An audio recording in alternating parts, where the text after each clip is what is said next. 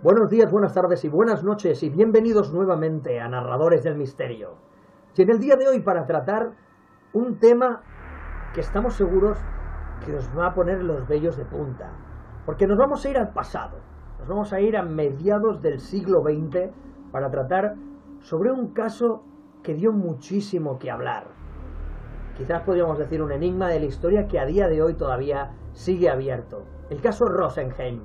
Fran González, compañero, ¿qué tal va todo?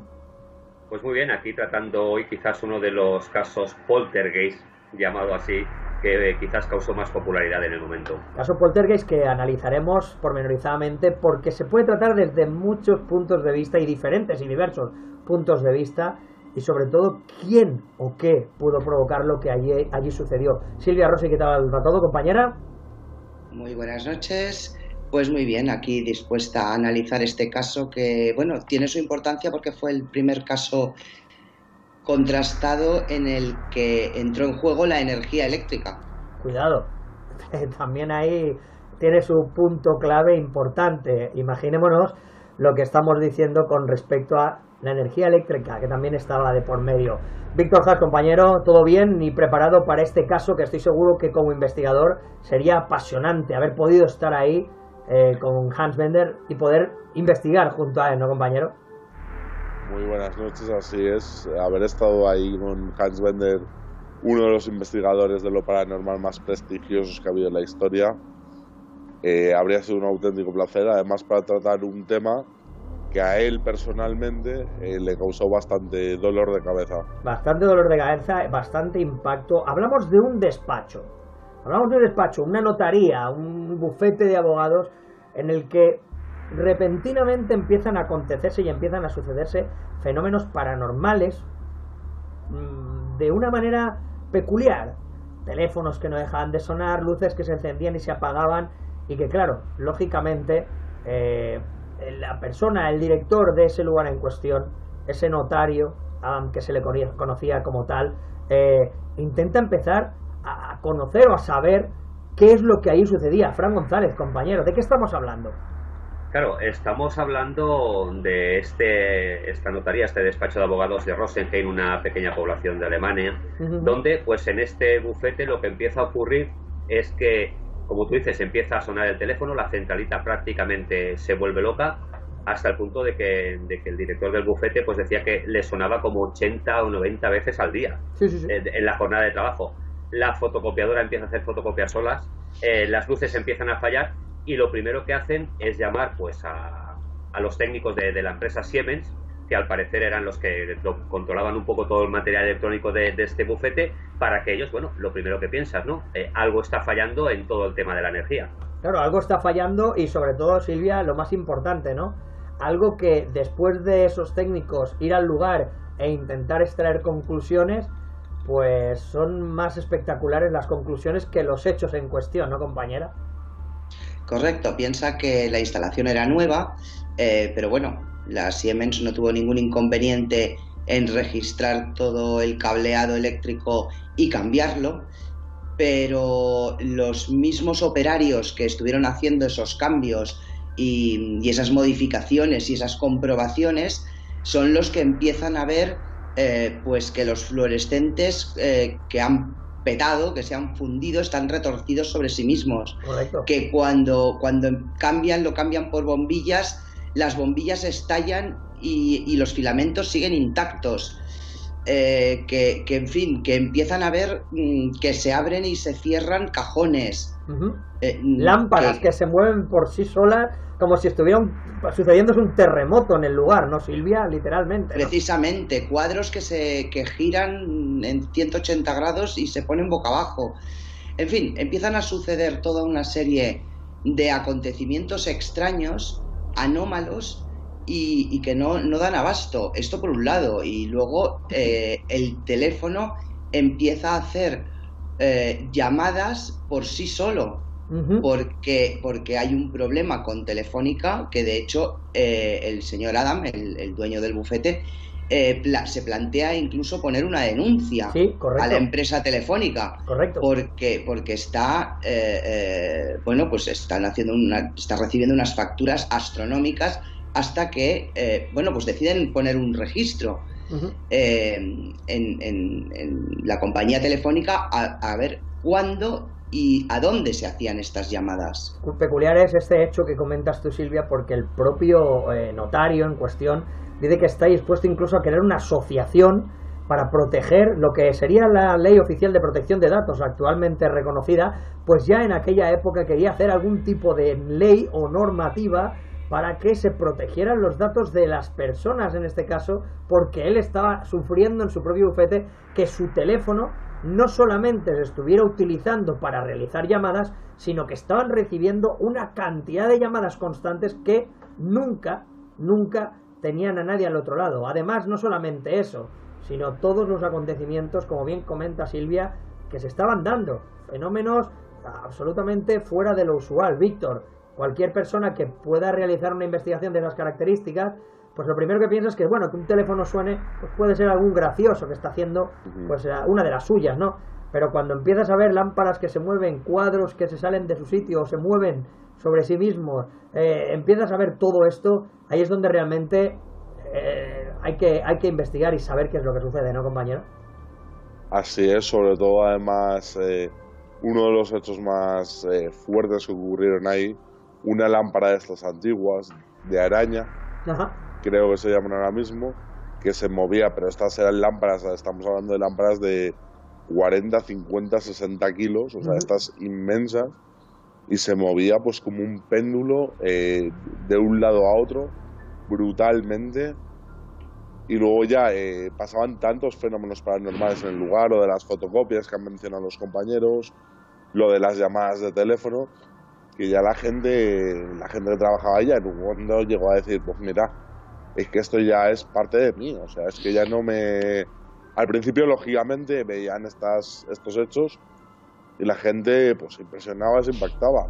Y luego ya, según fue pasando el fenómeno, la gente ya se lo tomaba pues como cualquiera de nosotros en nuestro lugar de trabajo, como con si normalidad. viéramos ahora un escáner haciendo una copia, con total normalidad. Hay una imagen muy impactante, y estoy seguro, Fran, que la recordarás, que es el propio notario Adam el que iba a presentar esa denuncia, inclusive a la compañía telefónica, que bueno, pues se ve un bolígrafo flotando justamente a su lado, y el hombre intenta, en esa fotografía que le hacen, intenta mostrar naturalidad, porque como bien dice Víctor, los acontecimientos y los hechos sobrenaturales llega un momento en el que ya se viven con total normalidad, porque es algo que se ha convertido en rutina, en día a día, sucede siempre, y al final, bueno, pues toman la decisión de que forme parte de ellos, hasta que lógicamente pues empieza a tomar cartas en el asunto el profesor, el doctor Hans Bender, ¿no, Fran, compañero?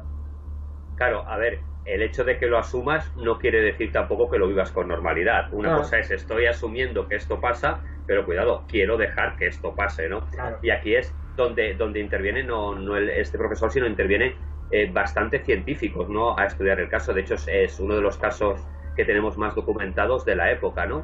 Y es lo que sucede siempre. Empezamos a buscar pues quién está en el escenario del crimen, ¿no? Y aquí es donde acaban llegando pues a una conclusión de que siempre que sucedía algo, pues se encontraba en el lugar una secretaria en concreto. Ella era la única que había estado siempre que había ocurrido algún fenómeno en todos los casos. Estamos hablando de una persona que en un momento dado, bueno, pues repentinamente de alguna manera provocaba, ¿no? Nos recuerda mucho al caso del duende de Zaragoza, que algún día haremos también un pequeño monográfico tratando sobre él.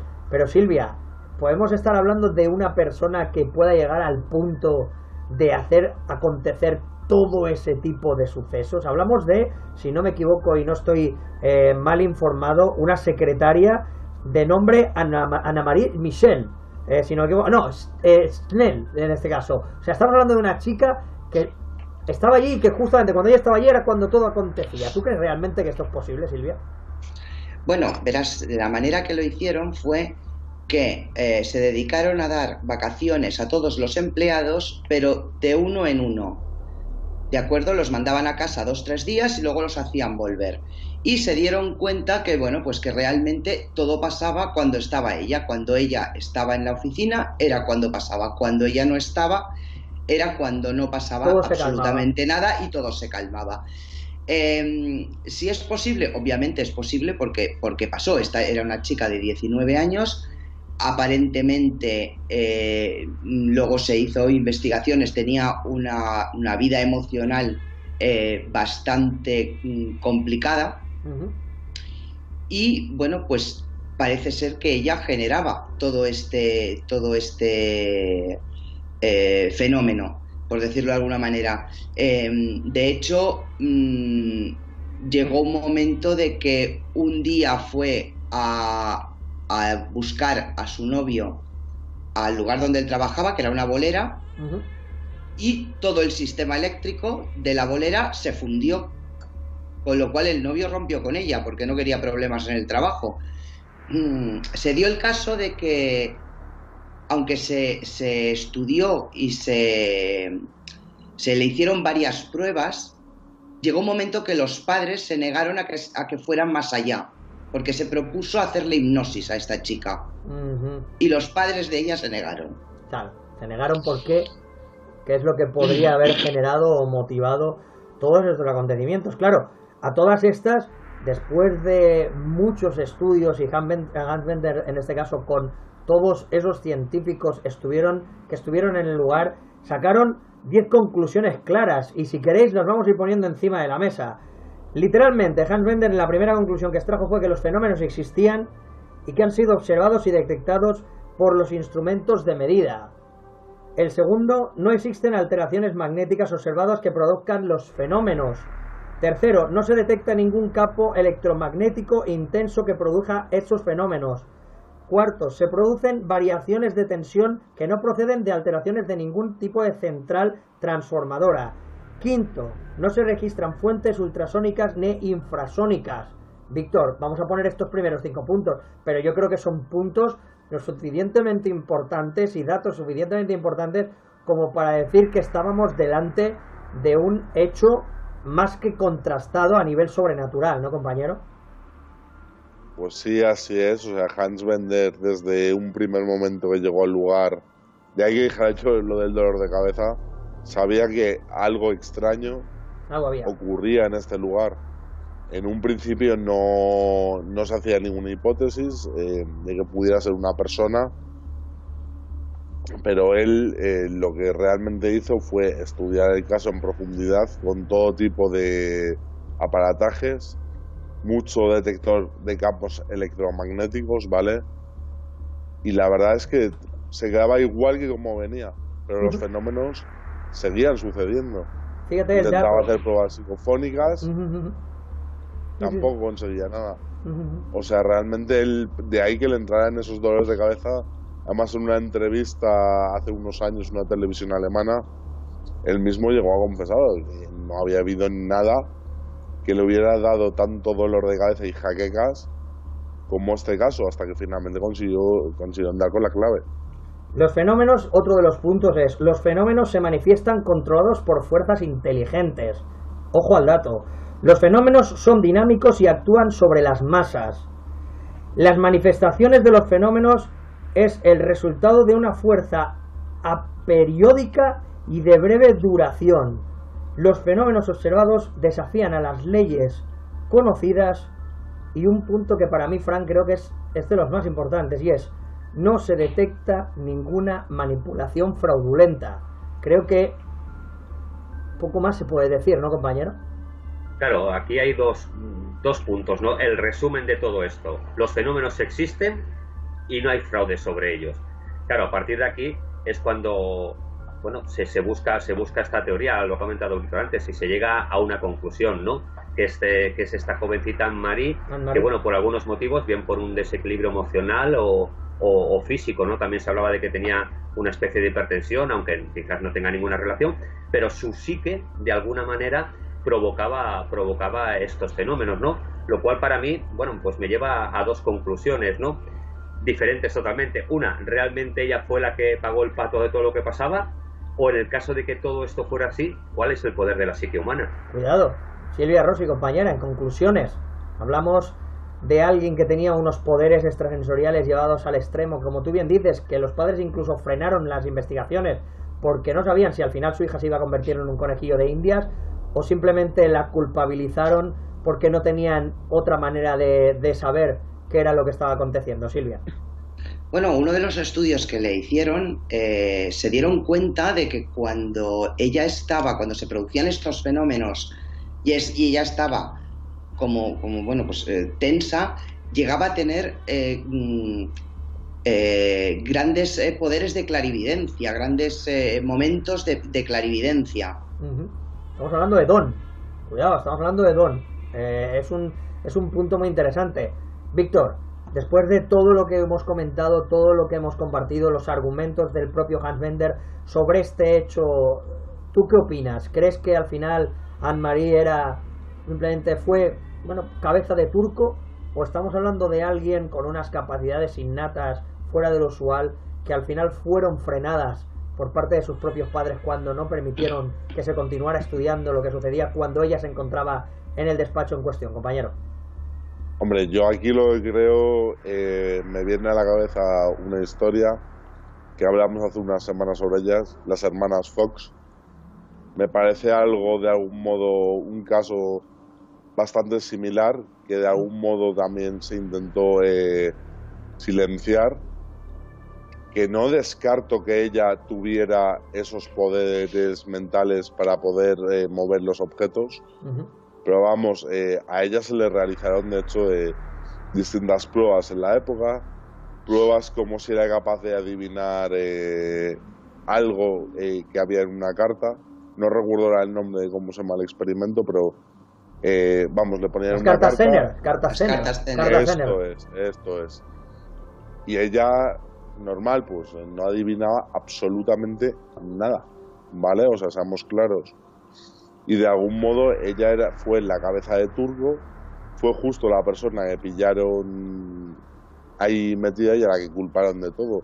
Pero a la vez, muchos de los fenómenos que sí ocurrieron y a los que no consiguieron encontrarles explicación, porque lo de las llamadas de teléfono y eso no tiene ningún sentido. Ya también hablábamos con las llamadas del más allá, que no es coger el teléfono y ponernos a hablar. Claro. Y llegaron a llegar facturas de teléfono de la época de 600 y 700 marcos, o sea, un auténtico dineral, ¿vale? Y eso era imposible de algún modo que pudiera llegar a suceder, ¿vale? O sea, por razones lógicas y racionales. ¿Qué es lo que quiero decir? Que fue un caso auténtico, pero que al igual que pasó con las hermanas Fox, de algún modo se intentó ocultar el caso, se intentó culpabilizar a la cabeza de turco y así se quedó. Y luego, si os fijáis, es un caso que realmente en temas de lo paranormal apenas se toca a día de hoy, porque la gente no sabe, en muchos casos realmente no sabe qué es lo que tiene que pensar sobre este caso. Pero vamos, para mí un caso de verdad real que de algún modo tuvo que ser ocultado. Yo me quedo con ese punto. Claro, disculpa Dani, lo que sí que quería hacer era una apreciación a lo que comentaba Víctor de los estudios a los que sometió la chica Anne-Marie. Es que una cosa que ella tuviera por alguna cosa determinada, incluso por un trauma infantil, no sabemos por qué los padres se negaban a la hipnosis, cuidado, tuviera esta psique que provocara estos comportamientos anómalos, y otra cosa muy diferente es que fuera divina, es que no guarda ninguna relación, ¿no? Entonces, una persona puede tener una capacidad X y eso no quiere decir que las tenga todas. Claro, está claro. Yo con lo que me voy a quedar es con ese punto en el que Hans Bender dijo literalmente que no se detectaba ninguna manipulación fraudulenta. ¿Hasta qué punto, no? El hecho de que cuando se encontrara esa chica ahí y se sucedieran los acontecimientos, culpabilizaba a esta chica de los fenómenos en cuestión. Quizás ella, Silvia, también era una víctima, ¿no?, de los propios fenómenos, y acabó siendo ella la que acabó pagando por todo, ¿no? Bueno, que ella fuera la víctima, lo que está claro es que si era ella la causante, no lo hacía a propósito, no lo hacía queriendo. Y lo que sí es cierto es que cuando ella desapareció, porque la acabaron despidiendo, sí. a la chica cesó todo el movimiento paranormal. Entonces, bueno, pues a veces te preguntas, ¿podía haber habido algo más allí? ¿no? Yo que siempre pongo sobre la mesa, y es que conocemos fenómenos paranormales de personas que arrastran a entidades o que se aferran a entidades a esas personas, y que cuando se cree que es la propia persona la que las está generando, en realidad es el fenómeno el que se ha aferrado a esa persona y el que está motivando esos acontecimientos.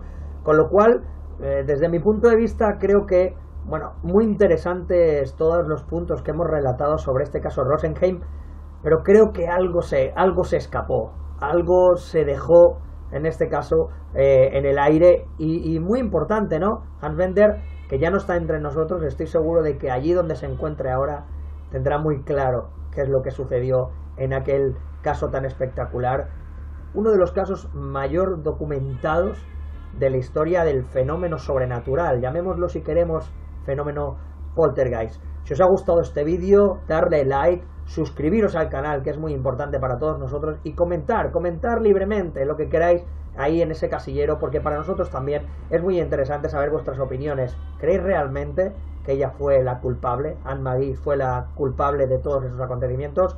Silvia Rossi, Fran González, Víctor Haas, un fuerte abrazo y hasta el próximo vídeo, compañeros. Un abrazo.